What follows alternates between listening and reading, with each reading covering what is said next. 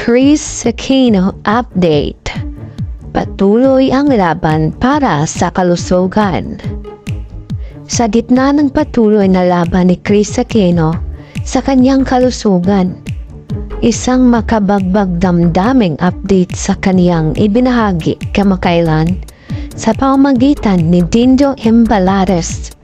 Para sa mga nag-aalala at nangungumusta sa lagay ng Queen of All Media, narito ang pinakabagong balita tungkol sa kanyang kalagayan na nagbigay ng pag-asa at inspirasyon sa kanyang mga tagahanga.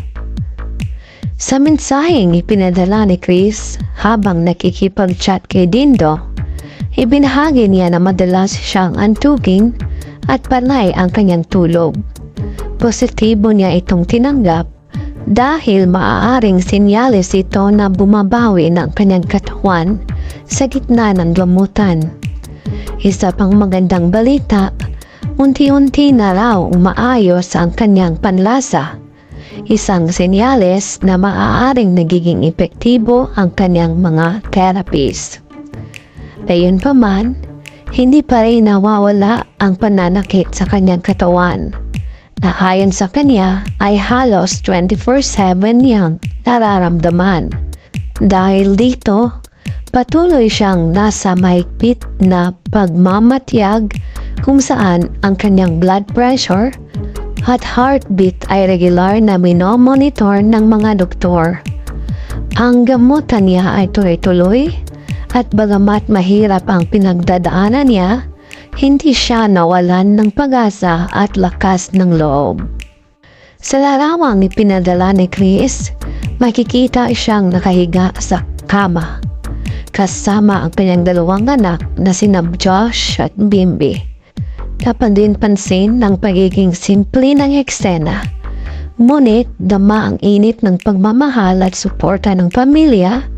Ibinahagi ni Kris ang kanyang damdamin sa mensaheng ito.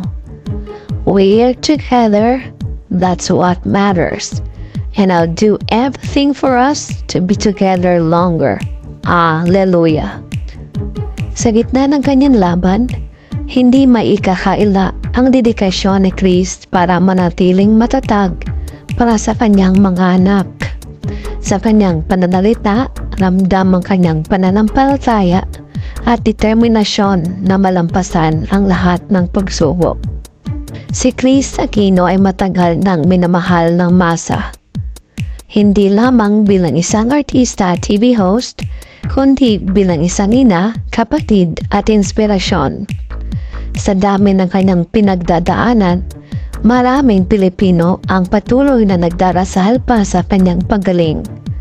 Ang kanyang mensahe ng pagmamahal sa pamilya ay patunay na kahit sa pinakamahirap na laban, ang pagiging buo ng pamilya ang pinakamahalaga. Sa inyong palagay, paano natin maipapakita ang suporta at pagmamahal natin kay Kris sa ganitong mahirap na sitwasyon?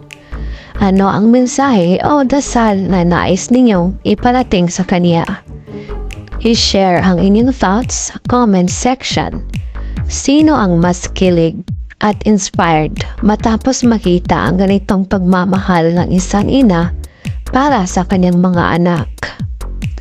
Kung nais mong patuloy na malaman ang mga updates tungkol kay Kris Aquino at iba pang inspiring showbiz stories, huwag kalimutang mag-like, mag-comment at mag-subscribe.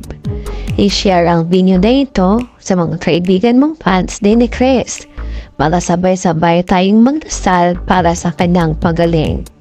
Tulungan natin si Kris na mararamdaman ng pagmamahal ng buong bayan. Hanggang sa susunod na update, mga Mars.